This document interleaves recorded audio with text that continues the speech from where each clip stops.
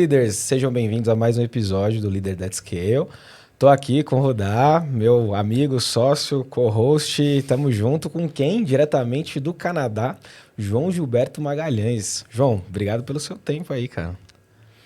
Muito obrigado por participar do podcast. Eu que agradeço aqui ter sido convidado por vocês. Pô, João, que horas agora aí? Aqui são 10h40. Não, desculpa, 9h41. Pô, não estamos muito diferente. Tá sendo gravado, pessoal, mas a gente fala do fuso aqui, fala do tempo, brincadeira. Hoje a gente vai falar sobre a ousadia que a escala demanda, que tem tudo a ver com a história do João, certo, Odá? Certo. João aqui foi um dos pioneiros em uma série de tecnologias, startups, scale-ups aqui do Brasil de referência. Então, tanto Peixe Urbano, Max Milhas, tem um histórico grande aí. Deixa eu colocar as credenciais dele aqui pra galera. Quem não conhece, né? Bora conhecer. João Gilberto Magalhães é líder empreendedor, usa a tecnologia como ferramenta de transformação em escala para empresas, com mais de 30 anos de experiência em tecnologia, é brasileiro e recentemente migrado para o Canadá. Atuou em scale-ups como Peixe Urbano, Max Milhas, King Panda Bet, contribuindo diretamente para o crescimento e consolidação dessas empresas. Sempre atualizado com as novas tendências, sabe equilibrar a inovação e entusiasmo da tecnologia com estabilidade e maturidade que um negócio precisa. Versátil, tem experiência prática em todas as camadas da área técnica, de infraestrutura e DevOps, a criação de arquitetura de plataformas complexas. Nos momentos de lazer, participa ativamente de projetos open source utilizados por pessoas no mundo todo, além de se dedicar a esportes como vôlei e ciclismo. Olha aí, cara, multi. Tem muita coisa para falar hoje, certo, Rodar? É isso aí. Parece muito, mas é pouco ainda. Tudo que a gente já conversou aqui, né, João? Cara, vamos dar o start aqui. Você viveu e vive na King Panda hoje, viveu um momento de várias das jornadas de scale-up de maior destaque do Brasil, como Max Milhas e Peixe Urbano. Não são tantas empresas que são tão conhecidas assim, amplo, né, pelo público brasileiro. E conversando aqui antes do episódio, você falou que nunca atravessou o momento da escala. Então, a minha pergunta é o que você quis dizer com isso? Que a gente falou, pô, como assim, né? Teve começo, tava ali na escala, teve mais maduro, mas nunca ter atravessado. O que significa isso e o que é escala para você? Bom, quando a gente fala escalar uma empresa, né, a gente sai daquele embriãozinho, porque... como é que eu posso falar assim? Eu estou falando quando a gente começa numa startup, né? A startup tem aquele embriãozinho de 3 a 6 pessoas, que quando você chega numa sala, você olha para a cara de um, para a cara do outro, já sabe o que vai fazer, não precisa nem falar, né? Você fala, a gente precisa disso, já sei o que eu vou fazer, outro já sabe o que fazer, tá tudo direitinho. Sim. Só que quando a empresa ela começa a crescer e começa a ter um volume, ela acaba mudando completamente aquela empresa inicial. Né? Porque o primeiro momento que você tinha na empresa era, poxa, tenho essa ideia, eu quero contribuir para que essa ideia desenvolva, você dá seu sangue, dá sua vida. Quando a empresa, e aí assim, ela todo dia ela corre o risco de não existir mais, porque ela vive de investimento. Né? No momento em que ela começa a ir para o break-even, a empresa começa a mudar completamente a sua dinâmica. Né? E nessa mudança de dinâmica, aqueles papéis antes, os papéis iniciais centrais, que funcionavam de uma forma muito harmônica, eles começam a entrar num processo que cada um vai cuidar da sua parte e você começa a conversar menos com essas pessoas. Então, nesse momento da escala, há uma mudança muito grande da empresa. Né? E não só de cultura, mas também de gestão, de vários outros fatores, né? E isso é realmente um desafio gigante, né? Boa. É isso aí. A gente fala bastante desses desafios, fala no livro aí, que Líderes que Escalam, o mesmo nome aqui do podcast, mas como essas fases impactam ali,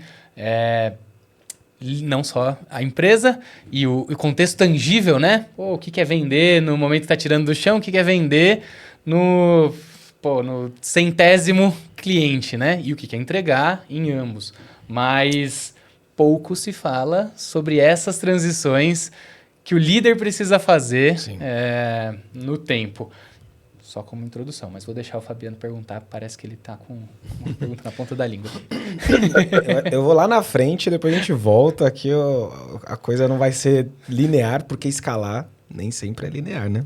Ou nunca é, né? Se a gente pode afirmar. Então, vamos lá.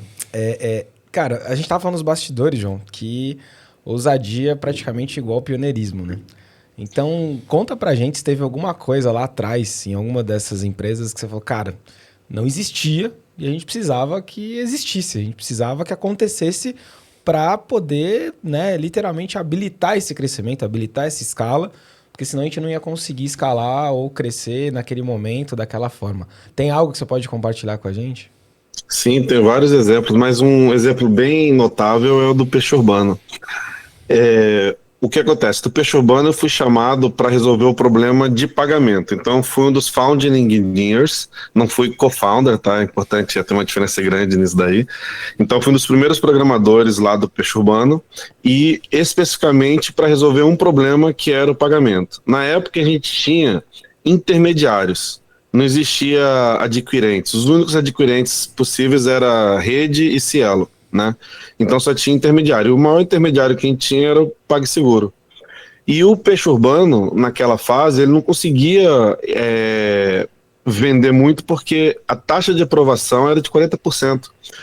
O que significa taxa de aprovação? Só para entender um pouco o contexto, e aí eu entro lá. Quando a pessoa clica, quero comprar,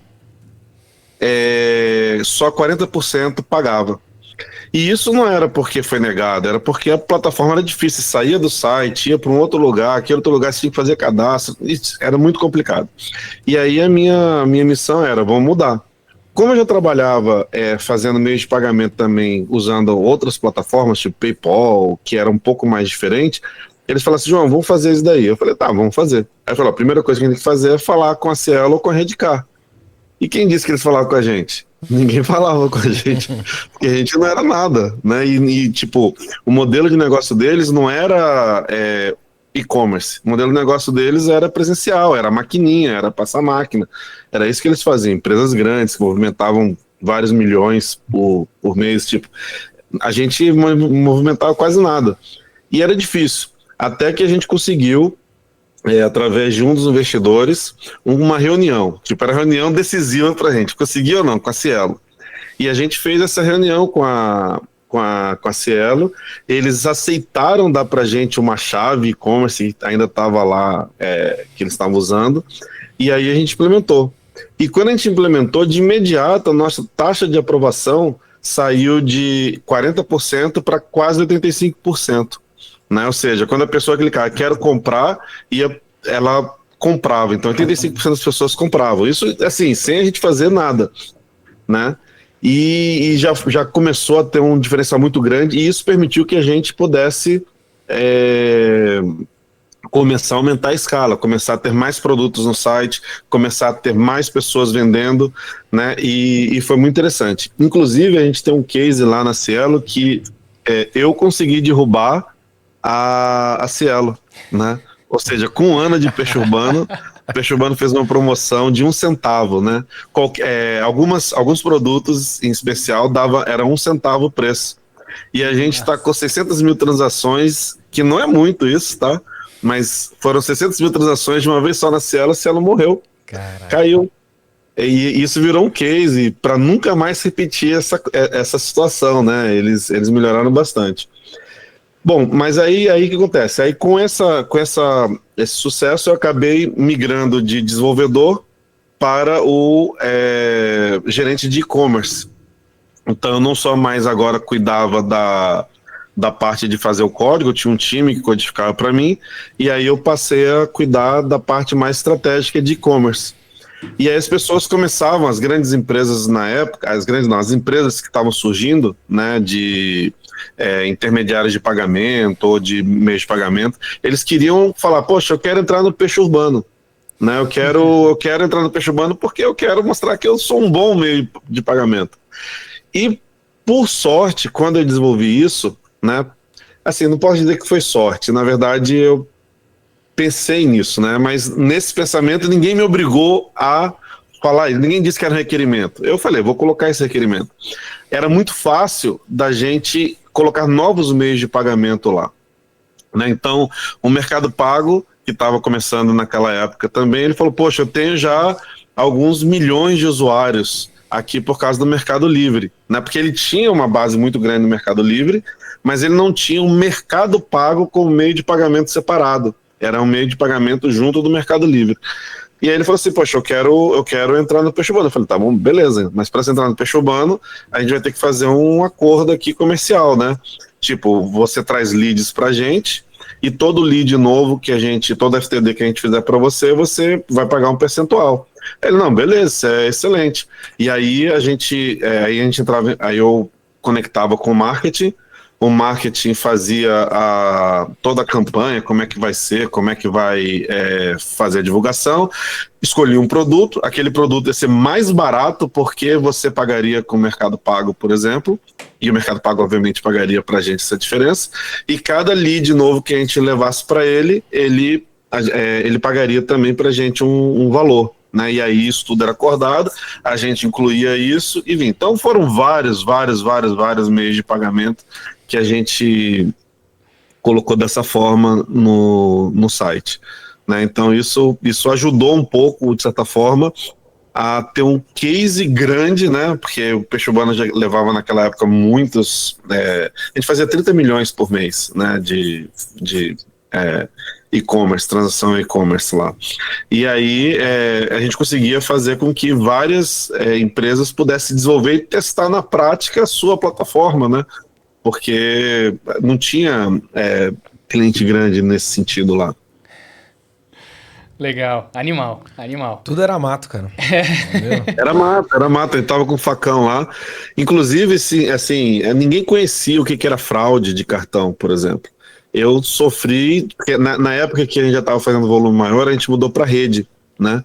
E aí um belo dia a rede entra em contato comigo e falou, João, vamos cancelar a sua chave de acesso. Eu, por quê?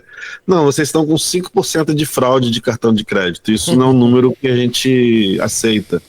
Aí eu, como assim a gente está com 5%? Não, vocês tá tendo muito chargeback. Chargeback é quando o cliente paga e depois ele disse que aquela compra não foi dele. Normalmente quando o cartão é roubado ou por aí vai.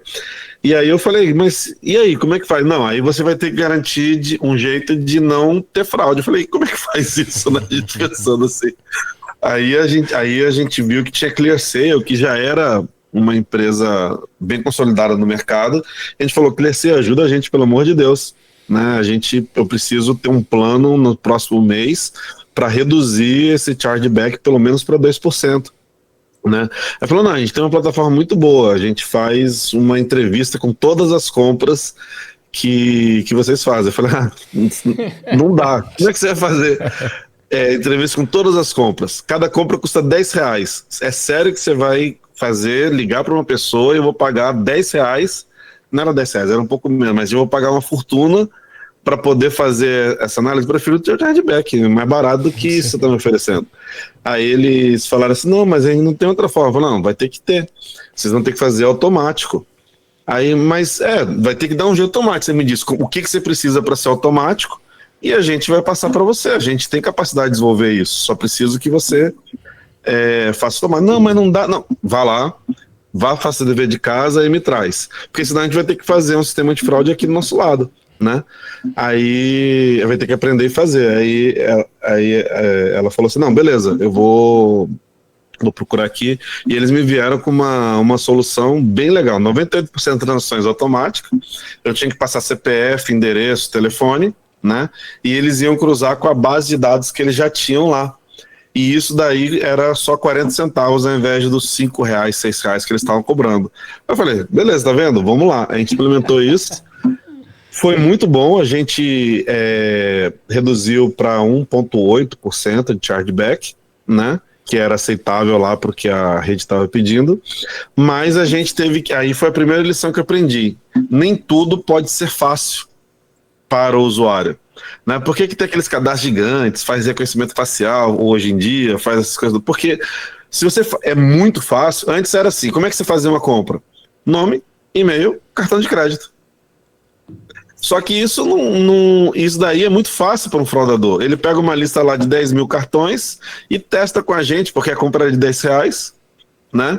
E aí R$10 ele fazia uma com R$10, o cara que tinha o cartão clonado ou roubado nem ia perceber uma compra de R$10 rápido, né? E ele conseguia testar. Então, aí a gente teve que agora você vai ter que botar CPF, vai ter que botar endereço, telefone, a gente vai ter que fazer uma validação dos dados. Quem fazia essa validação era a Cleceu na época, e aí a gente fazia esse processo, né? Teve que tornar um pouco mais chato para o usuário, mas em compensação foi mais seguro, né? Cara, demais, demais. São coisas que a gente tem hoje muito dadas, né? Isso aqui é fluido, é um, é um estalo e fiz a compra com um clique na Amazon, por exemplo. Mas demais. Eu fico imaginando aqui o parceiro, né? Recebendo vocês, ou dando um toque lá e... Ô, Cielo, Rede, ClearSale, vocês vão ter que fazer diferente para funcionar. Como que isso bate ali para eles, né? O sentimento que evoca ali. O que esses caras estão atrapalhando a minha vida aqui? Que tava tudo fluindo. Mas eles queriam muito, sabia? Porque, tipo assim, imagina, transação, 30 milhões de reais de transação, todo mês passando pela plataforma, e eles ganhando percentual em cima disso. Uhum. Sem contar que não eram tantos players no mercado que tinham essa capacidade de gerar volume online. Então eles queriam muito que a gente pudesse ser essa pessoa e eles ainda ganharem por isso. Então eu considero que nessa época eu me sentia muito poderoso na parte de e-commerce, porque eu chegava com os caras lá, tipo, eu mudei para rede, né? Aí a Cielo falou assim, quero voltar a ter vocês. Aí eu falei, vocês conseguem chegar no meu percentual da rede? Não consigo. Então eu não posso ir para lá. Mas aí ela falou, não, eu baixo para isso daqui. Beleza, eu baixo para isso, eu te garanto 20% da minha plataforma, beleza? Beleza, então eu conseguia, a gente tinha uma plataforma bem legal, a gente conseguia, inclusive isso, fazer balanceamento de carga entre eles, tipo, 80% vai para uma, 20% ia para outra, e a gente garantia e conseguia as taxas, sempre as menores taxas no mercado, né? Na época as taxas eram 5%, 6% por transação, a gente conseguia menos de 2%. Né? Então isso era muito bom. Então a gente tinha um poder de negociação bem bom, justamente pela ousadia da plataforma que a gente implementou, né? Uhum. Que era uma plataforma que tem essa flexibilidade. Animal. E hoje, com toda essa ousadia, a gente não vê... Eu não sei se o Perturbando existe. Existe? Não. Não existe mais, né? E o que você considera aí que foi...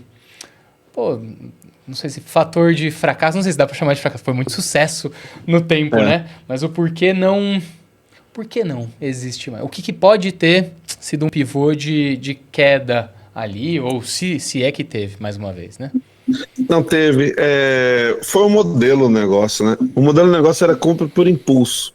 Então, na época que a internet estava começando, comprar por impulso era bom, né? E também o próprio modelo de negócio do peixe urbano, ele não conseguiu ser vendido. O problema é da escala, né? Você, quando é meia dúzia de pessoas, todos eles estão juntos, e você consegue transmitir o DNA para todo mundo.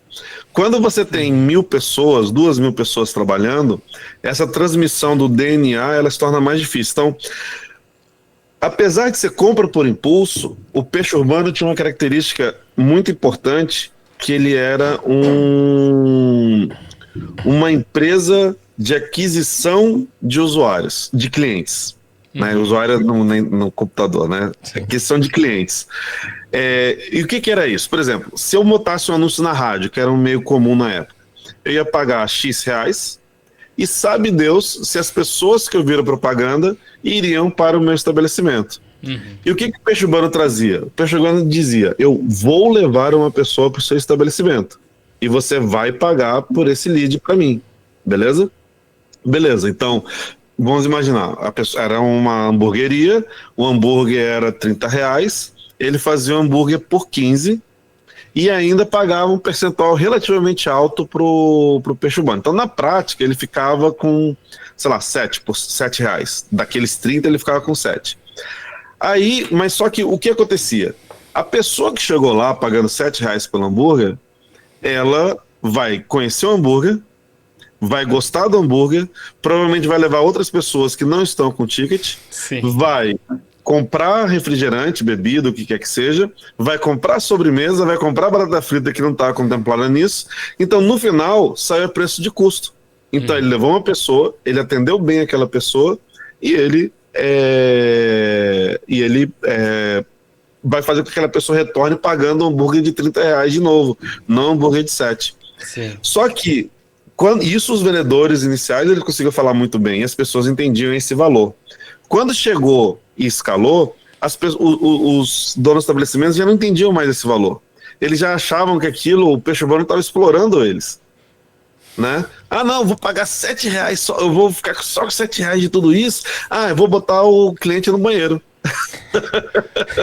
E aí, quando eu botava no banheiro, algumas boas pizzas perto dos banheiros ali com cupom. Fazia uma boa pizza, levava 10, sei lá, 20 minutos para entregar, fazia uma coisa de qualquer jeito e ainda botava o cara no banheiro. Então o cara teve uma experiência péssima. Sim. Então o cara pagou para não trazer nunca mais o cliente para o estabelecimento. É verdade. E aí acabava tendo o reverso, né? E aí tinha vários outros fatores mais internos, tipo como você pagava os vendedores, como você pagava o estabelecimento, várias coisinhas pequenas que acabaram minando o negócio em si. Então as pessoas começaram a sair daquele modelo de comprar por impulso para analisar um pouco mais o que vai comprar, porque se você comprar, se fosse bem atendido, sempre, você ia querer continuar comprando. Poxa, ó, tem uma loja nova que eu não conheço, e aí eu quero conhecer essa loja, porque o objetivo, tanto que o nome Peixe Urbano veio disso, né? Você estava navegando na cidade, conhecendo as coisas da cidade, então você era um peixe urbano, né? E aí as pessoas não conseguiam mais entender valor nisso, porque você comprava, era mal atendido, você nunca conseguia reservar um horário, o horário que você reservava sempre era daqui 3 meses, né? E quando era atendido era péssimo. Ah, você é peixe urbano? Ah, você vai lá pro fundo vai lá pro fundo.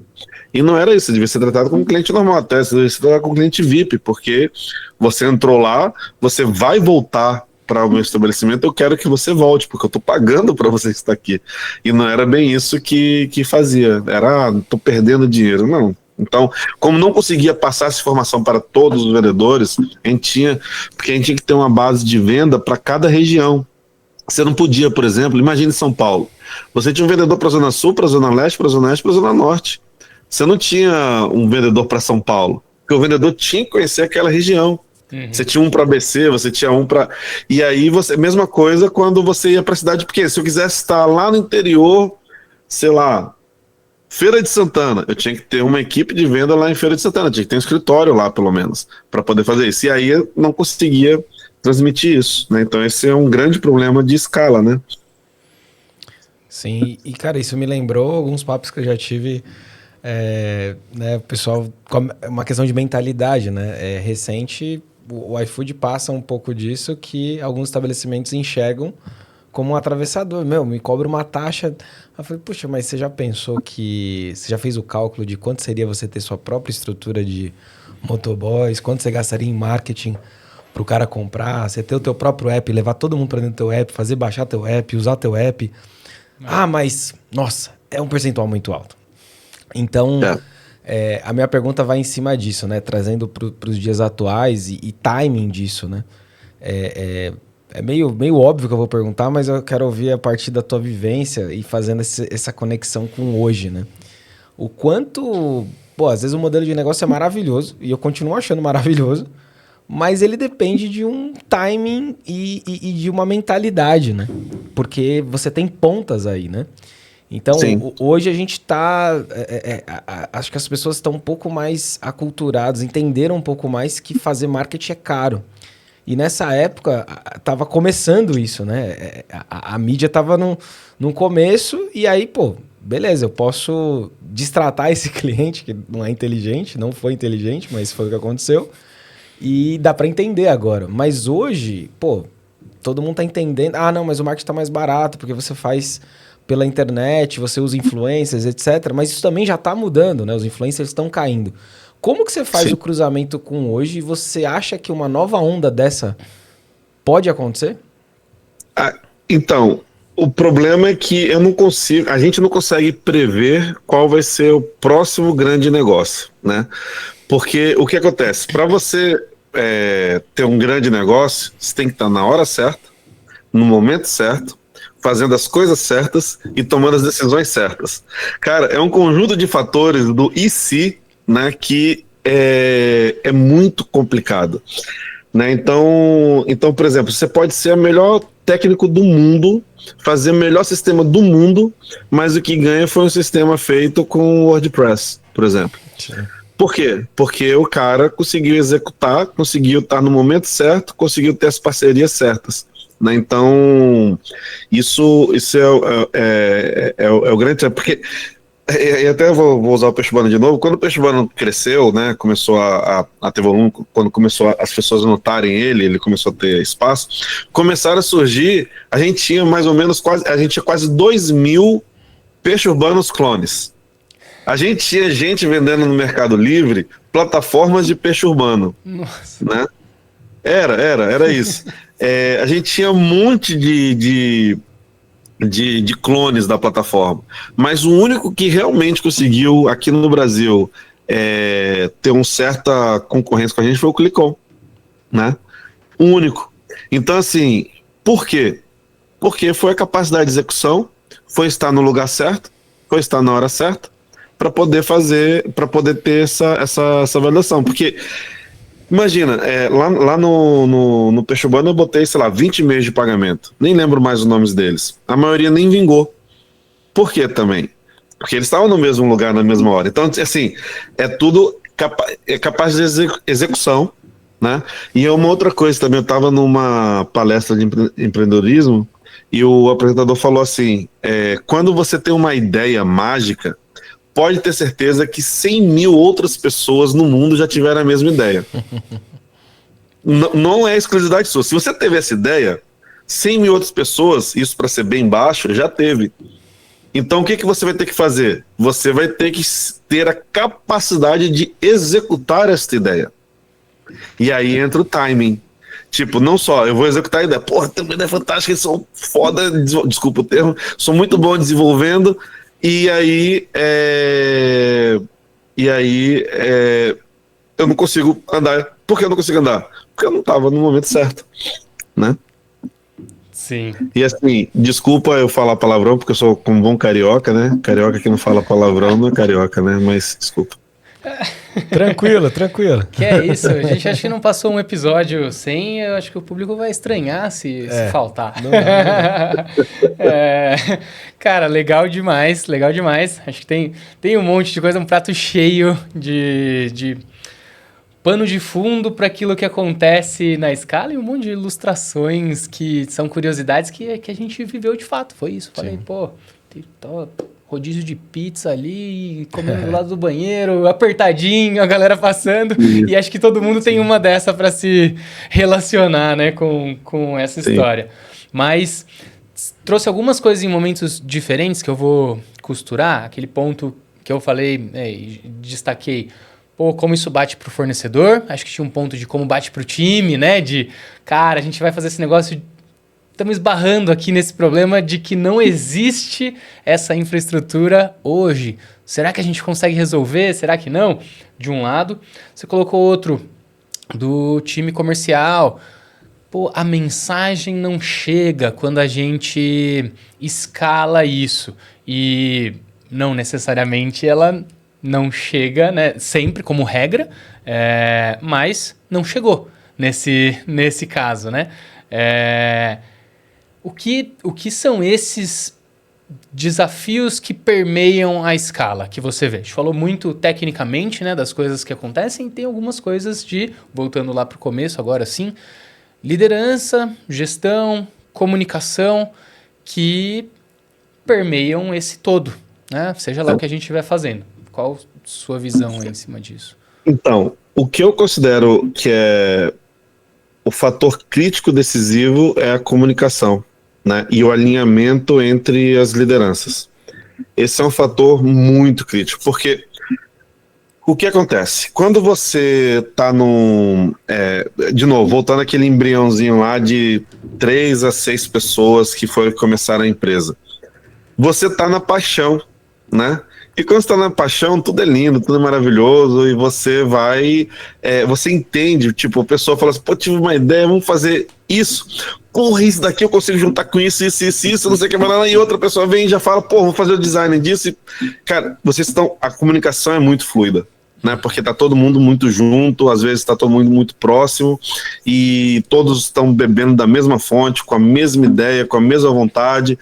E quando a ideia discorda um pouco, você fala, pô, mas e se eu fizesse dessa forma? Talvez não seria melhor? Pô, bota dessa forma aqui, vai ficar melhor. E aí a gente pode fazer. Então, as coisas acontecem muito mais rápidas. E aí, o problema é que quando você começa a crescer, você não consegue mais ficar junto desse núcleo, né? Esse núcleo se afasta. Por quê? Porque cada um agora vai ter que ter suas atividades, né? Então, por exemplo, eu que sou técnico, eu vou cuidar mais da parte técnica. Eu tenho problemas técnicos de diversas grandezas, tem que cuidar disso daí. O cara que cuidava mais de negócio vai ser o CEO, e aí agora ele vai ter negócio de business e vai falar mais estratégia e por aí vai. O cara que era design, ele vai começar a cuidar mais da parte de marketing, talvez, e por aí vai. Então, acaba que você acaba resolvendo problemas e não tem os pontos de contato.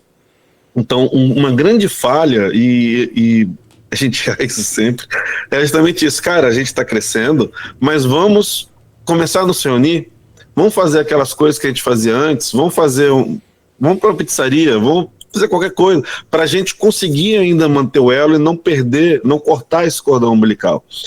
Porque quando a gente corta esse cordão umbilical, a gente começa a pensar que o outro está fazendo menos, ou que o outro não é tão importante mais. E aí é onde entra a questão dos conflitos, né? E aí é onde entra o DNA que você não consegue mais compartilhar, porque na tecnologia eu tenho uma filosofia, vou usar isso daí, vamos fazer isso. Na parte mais CEO, gestão, eu tenho uma metodologia, vai ser isso, é assim que eu quero, porque eu decido as coisas. Não é porque eu sou administrativo aqui, eu que decido, eu que vou tomar decisões, aceite se você quiser ou não.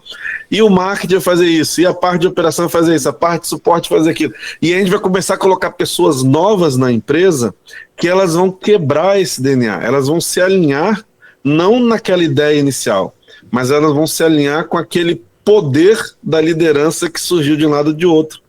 E nesse alinhamento, elas são meio que disruptivas, porque elas acabam criando coisas que podem quebrar essa cultura e essa união. Então, assim, o maior problema então, que eu vejo é justamente a comunicação, porque a capacidade de execução todos tiveram. E continuam tendo, obviamente, porque senão não estaria escalando, não estaria aumentando o volume, a gente não estaria chegando no break-even.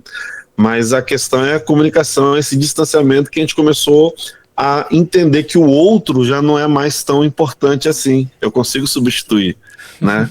e vai, entendeu? Cara, muito, muito. A gente fala bastante disso, né, Fabiano? Tem uma frase que o Fabiano sempre usa, que é que toda conversa difícil é resultado de um alinhamento não feito. Um alinhamento tardio. E, putz, você trouxe aqui e a gente vê, assim, em 100% das empresas, mentorados, clientes, amigos, a gente estava tomando uma cerveja, cara, tô sobrecarregado, o cara não tá fazendo a parte dele aqui, ou eu tô carregando a empresa nas costas, né? Putz, é bem, bem comum mesmo. Inclusive, a gente tem um parceiro aqui do Leaders That Scale que ajuda você a focar na escala, que é a Inspira Capital. A Inspira faz BPO financeiro, ou seja, ela cuida de toda a parte financeira da sua empresa para você conseguir focar naquilo que realmente importa. Inspira Capital. Pô, João, eu imagino... Não, a gente tem certeza, né? Já deu para perceber o quanto dessa vivência, dessa experiência, né, de peixe urbano, Max Milhas. Coincidentemente, a gente está falando de grandes volumes e talvez não seja por acaso, né, que você fundou, né, o King Panda. Então, queria que você contasse para a gente o que te motivou, né, a ir para esse business, a fundar. E conta para a gente como funciona. E, claro, né? A gente vai te provocar aí nas correlações, né? Por mais que a tecnologia avançou absurdamente, o que ainda acontece e o quanto exige de ousadia. Mas acho que já tem ousadia só de ter fundado, já teve muita ousadia aí. Conta pra gente. Então, eu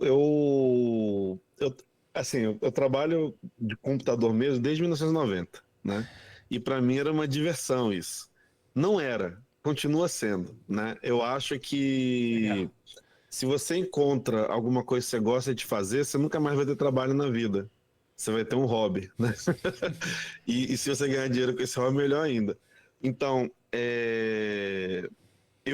todas as empresas, a primeira empresa que eu fui, deixa eu reformular. Na minha vida, desde que eu comecei a trabalhar, eu tinha um foco muito grande. Eu quero trabalhar numa empresa grande e viver nela até o resto da minha vida. Era assim, era tipo, ficar 30 anos numa empresa, ficar num carro, conhecer a empresa e ficar lá, era isso daí que eu queria fazer. E eu consegui isso com 18 anos. Eu trabalhei no Banco Econômico com 18 anos. Eu fazia parte de mainframe para a plataforma Baixa. E eu era, tipo, eu falei, pô, é o emprego da minha vida. Agora, quem conhece o Banco Econômico? Ninguém. Por quê? Porque ele fechou. E aí meu sonho acabou, né? Tipo, eu consegui fazer o que eu queria ficar até o final da minha vida no Banco Econômico, sei lá, ser diretor do banco lá em algum momento da minha vida, e ele fechou. Só que com 18 anos, cara, 18 anos você faz se você quiser. Então eu falei, vou sair no plano de demissão voluntária e vou embora procurar minha vida. E aí comecei a trabalhar nunca foi problema para mim, né? E aí em 2006, 2007 mais ou menos, um colega meu que trabalhou comigo, ele teve uma ideia de montar uma startup. Eu falei, que porcaria é essa, né? Nem sabia o que era isso. Para mim era tudo emprego formal, carteira assinada e por aí vai. E aí ele me apresentou a ideia. Ele falou, pô, João, eu desenvolvi uma plataforma que manda mensagem em massa pro Orkut, que o Orkut não tem isso. Aí, você quer participar? Eu falei, porra, quero, vamos lá. Vamos ver, me apresenta isso daí. Aí eu fiz uma espécie de namoro. Eu fiquei tipo 2 meses, né? Porque eu tinha que mudar de cidade e tudo. Aí eu falei, 2 meses, vamos lá, vamos ver como é, vamos ver o que você tem para me apresentar. E eu gostei, né? E nesse de gostar, aí eu falei, vamos criar. A gente pegou, fez um time muito legal e a gente praticamente criou tudo. A gente criou um serviço de mensagem assíncrona, hoje tem o RabbitMQ que faz isso. A gente criou um serviço de armazenamento. Eu criei uma pseudo-linguagem baseada em XML para conectar, fazer o crawling da plataforma. Então, por exemplo, o cara que queria fazer o crawling no Orkut, ele programava meia dúzia de comandos XML e fazia o crawling para o Orkut, que era o Google, fazia o crawling para o Hi5, para o MySpace e por aí vai. Pô, cara, eu virava noite fazendo isso, porque, tipo, eu adorava mexer nisso daí, os desafios, quando o Google bloqueava a gente vai lá, não, a gente vai desbloquear aqui, vamos fazer isso, vamos pensar numa nova técnica para desbloquear, porque a gente era meio que inimigo deles, né? Eles não gostavam que a gente fizesse crawling para conectar outras plataformas. E aí eu comecei a gostar disso, né? Então, e coincidentemente, quando eu saí da Power, que era essa empresa, uma pessoa que trabalhou, o Alex Tabor, que era o CTO do Peixe Urbano, ele falou, João, você trabalhou comigo, eu queria que você trabalhasse comigo no Peixe Urbano. Beleza, eu fui convidado, fui lá, também foi um namoro, eu falei, vamos fazer um serviço meio período aqui, não quero entrar muito nisso, tudo. Aí o Alex e o Júlio me chamaram e falaram, vamos ficar full time aqui? Eu falei, vamos ficar full time. Então. Aí eu fiquei full time e aí gostei também, era aquele desafio e correr e descobrir coisa nova. A Maximilhas foi a mesma coisa. Na Maximilhas, eles chegaram e o Max, né, apesar de O dono da Maximilias se chama Max, ele diz que não é por causa do nome dele, né? Mas, então, o Max, ele falou assim, eu quero uma pessoa que trabalhou no peixe urbano, e meu nome era o primeiro que aparecia. E aí também foi a mesma coisa. Eu falei, poxa, eu tenho que gostar da ideia, eu tenho que entender que a ideia é legal, né? Porque aquilo, eu não queria ter um trabalho cansativo. Eu queria ter uma coisa que eu vivesse, que eu gostasse, que eu me apaixonasse por fazer, né? E aí foi a mesma coisa. A Maximilias, a gente fez um namoro de 3 meses. Eu ia para BH, voltava, ia de novo, voltava, conhecia o time, viu que o time era legal. Aí eu falei, pô, vamos fazer isso, tá? Qual é a minha missão aqui? Minha missão é melhorar a consulta, fazer com que a gente possa usar a tecnologia para escalar mais e não ter medo de fazer propaganda para no site não cair. Falei, beleza, vamos fazer isso. Aí fiz isso, gostei. E eu falei, pô, cada vez mais gostava de trabalhar com startups, porque era uma massinha de modelar. Você pegava uma massinha de modelar, que não tinha nada, você pegava as ideias e modelava a massinha e fazia aquilo do jeito que você considerava que era certo. E não assim, considerar porque, estou imaginando, não, porque era a minha experiência de vida que eu estava botando lá dentro para aquilo poder desenvolver, né? E aí, nessa época eu saí da Maximilias, aí migrei para o Canadá, e aí voltei a trabalhar em empresa formal, né? E aí, assim, é legal, tranquilo, você trabalha de 9 às 5 da manhã, mas sabe que falta alguma coisa, né? Mas é legal, você precisa descansar às vezes, né? E era legal, e aí eu me envolvia nos projetos mais complicados lá. Eu era do Core Services, que cuidava de todos os problemas, de todas as coisas que eram centrais de toda a plataforma da Skip the Dishes. Skip the Dishes, inclusive, é a iFood do Canadá, né? Ela era a iFood do Canadá. E aí eu fiz isso, só que aí um vizinho meu aqui do Canadá, olha só, o vizinho meu brasileiro do Canadá, ele estava montando uma empresa, né, no Brasil, e ele falou, ó, eles estão querendo montar uma outra empresa que é de jogos. Aí eu fui ver qual era a ideia. A ideia era fazer mais um esquema de gamificação, né? A gente teria um personagem que você teria que desafiar esse personagem e ganharia uma moeda que não era real, né? Não era de verdade. E aí você iria criar joguinhos para poder usar o mesmo princípio de um cassino online, mas não seria um cassino online. Eu falei, pô, essa ideia é muito legal, né? Então a gente pegou, eu fui chamado King Panda, esse personagem era o Panda, né? Então você tinha que desafiar o Panda e ganhava alfaces, e os alfaces você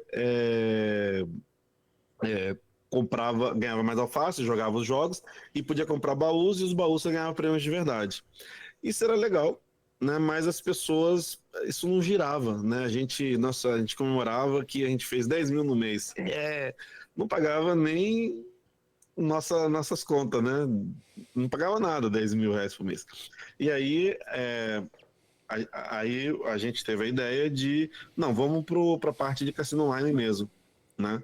Aí a gente pegou, vamos fazer a certificação para Curaçao, porque na época não tinha certificação para o Brasil, e vamos integrar com plataformas de jogos online e aposta esportiva. Beleza, vamos fazer isso. Aí no primeiro mês que a gente fez isso, 10 mil era no dia, não era mais no mês. A gente falou, ó, tem uma coisa legal aqui, vamos fazer isso, né? E aí foi, né? E aí a gente começou a desviar todo o foco para plataforma de apostas em dinheiro, né? E aí o Brasil fez a regulamentação, eu também ajudei na regulamentação para poder fazer o processo, e aí a gente começou a ter tração, né? Começou a ter tração. Então, assim, tem toda a plataforma, e assim, nesse daí foi o que eu fui realmente fundador, que eu peguei do nada e criei tudo, né? Porque todos os outros era founding engineer, né? Ou seja, eu já entrava ou CTO já direto numa cadeia que já existia, né?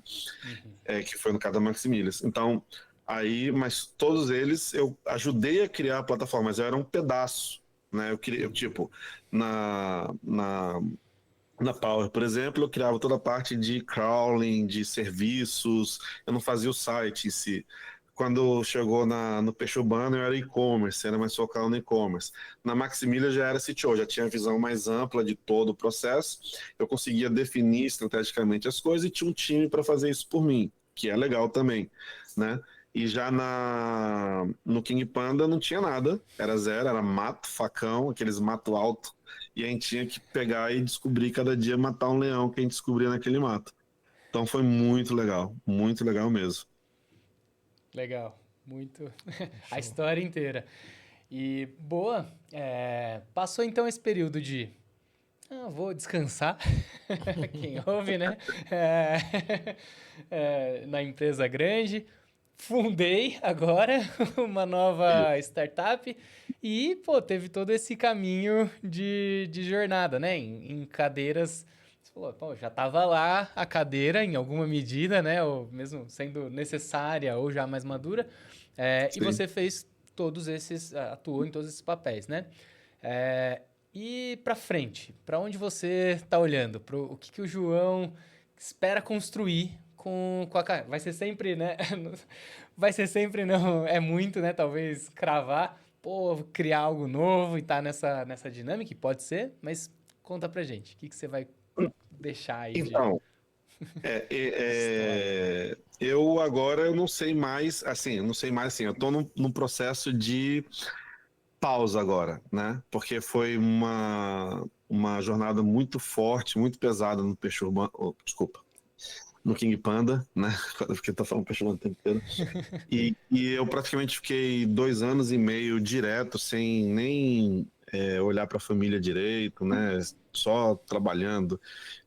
Já era canadense, viajava para o Brasil, ficava 2 meses fora, fiz isso umas 4 vezes por ano, né? Então, e no final, aquele grande problema da comunicação, né? Do DNA, ele acabou falando assim, não é mais a hora de eu estar aqui, né? Então eu acabei saindo do King Panda, né? Saí semana retrasada, se não me engano. Pô, agora. E agora eu tô procurando o próximo desafio, né? Vou ver qual é o próximo desafio que eu vou seguir aqui.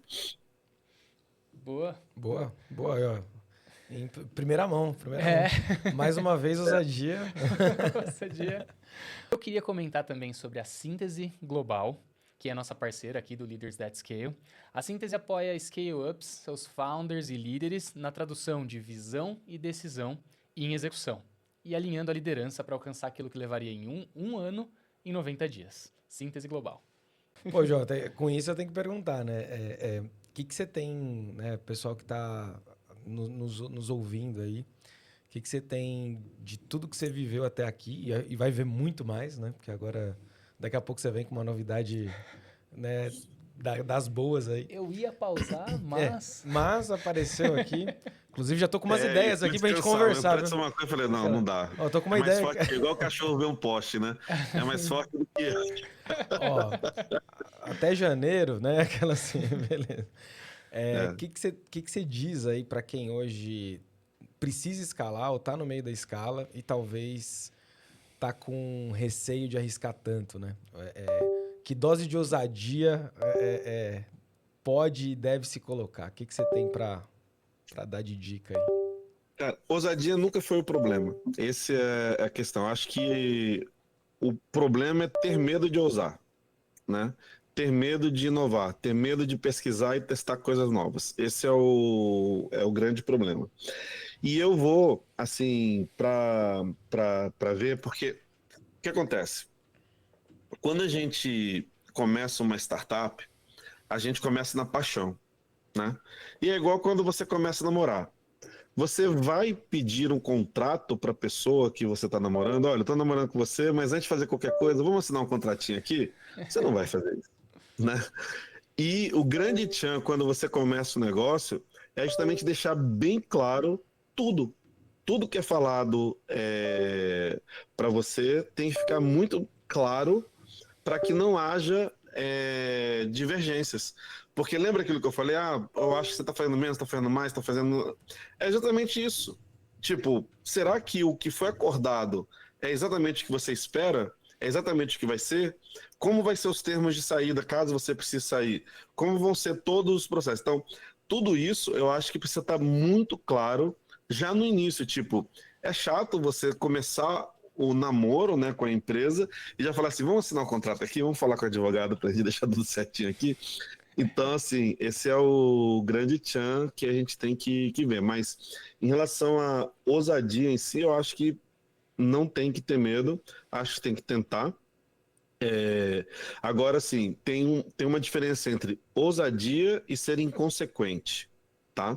São duas diferenças, é uma diferença muito grande. Porque há uma linha muito tênue entre ser ousado e ser inconsequente. O que é ser inconsequente? Eu fazer uma coisa sem saber como coletar o resultado daquilo que eu fiz, sem saber se eu posso voltar, sem saber se eu posso, quais essas contramedidas que eu vou ter caso aquilo dê errado, né? Então, isso é ser inconsequente. Ser ousado, não. Ser ousado é diferente. Pô, eu vou inovar aqui, eu vou trazer uma coisa nova que ninguém nunca testou, mas eu preciso ter métricas, eu preciso ter indicadores e eu preciso ter formas de voltar. E você pode ser ousado ainda com a possibilidade de fazer um teste AB, por exemplo. Eu vou fazer isto, mas eu tenho o grupo de controle para saber realmente se aquilo realmente é o que vai funcionar ou não. Então, isso é ousadia. Não ser moleque jogando as coisas e fazendo, vai dar certo. Não, daí agora que eu faço. Não, não é assim. A gente tem que ter a ousadia na medida certa, né? Boa, boa. Perfeito. Boa. E assim, caminhando para o nosso final de episódio aqui, a gente sempre faz duas perguntas, né? Para falar a verdade, mas vou fazer uma. Nessa caminhada toda, agora voltando lá para trás, o que você diria para o seu seu eu do passado? Ei, João. Ex-João. Deixou de ser, né? Amadureceu, evoluiu. O que você diria para ele? Tanto no sentido de ousadia, mas pode ser em qualquer outro recado aí, se é que tinha alguma coisa para ser dita. Eu diria assim, tipo, tudo na vida tem que ter dose, né? Ou seja, você não pode ser 200% uma coisa. Porque você não é só trabalho. Você tem família, você tem filhos, você tem amigos. Então, eu acho que o que você tem que saber é dosar essa combinação, né? Tipo, apesar de eu me dedicar muito para fazer esse projeto vencer, eu tenho que lembrar que eu tenho uma família, eu tenho filhos, e que eles também precisam de mim, não só no momento para prover, mas também no momento de estar presente, de estar junto, de estar compartilhando, de estar vendo as coisas. Então, se você não tem essa dose, você acaba perdendo tudo, literalmente tudo. O que você gostava de fazer, Perfeito. família e tudo. Então, acho que você tem que ter essa dose, né? Sem essa dose, sem essa dosagem, você acaba sacrificando tudo acaba sendo em vão, né? Porque você não construiu, assim, eu construí, mas acaba tendo um vazio na construção, né? O que você vai fazer, né? O que você tem que é realmente definitivo, que vai estar do seu lado sempre? Porque as empresas vão e vêm, né? Legal. Boa, É isso aí. Boa. João, adorei, cara, adorei. Creio que todo mundo que nos acompanha até aqui também gostou muito. Não tem como não falar isso, né? Já tem um convite aqui pro 2, porque eu acho que tem muita coisa que a gente pode aprofundar, né? E já que você tá tranquilo aí, a gente já vai marcar outra. Brincadeira. Mas pra gente fechar, a gente sempre pede uma indicação, né? Como, cara, você mandou super bem e com certeza tá borbulhando um monte de coisa aqui de insight, de aplicação. E às vezes a gente fala muita coisa que pode parecer óbvio, mas bate na gente num momento certo. Fala, pô, preciso ver isso, ó, preciso resolver isso hoje, né? Preciso começar a olhar isso diferente. Então a gente tem muito a agradecer. E aí, diante disso, a gente pede, né, pra gente fechar, quem que você gostaria, né? A gente espera que você também seja audiência, né? Quem que você gostaria de assistir aqui, que a gente convidasse aqui, quem que você nos indica? Cara, eu queria muito ver a história do Guilherme e do Paulo Silveira, que fundaram a Kaelon e a Alura. Eles são contemporâneos meus, né? E assim, da mesma época praticamente. E eles também tiveram os meus desafios. Eu sou muito técnico, né? E no técnico, para você ser líder é um pouco difícil, né? Quando você é extremamente técnico. E eles também conseguiram fazer essa passagem, né? E aí entender esses desafios, essas mudanças, essas dificuldades seria bem interessante. Boa, muito bom. Animal. Show, show. Show de bola, João. Pô, muitíssimo obrigado. Baita prazer ter aqui. Tenho certeza que tem muito mais história se a gente for cavocando aí. E que ainda vão ter outras, né? Vai ter esse período aí. Mas vamos ouvir muito ainda. Maravilha. Que bom. Obrigado, João. Obrigado, pessoal. E a gente vai deixar os contatos do João aqui, para vocês poderem seguir ele. E espero que vocês tenham gostado. Até a próxima. Eu agradeço. Até mais. Valeu.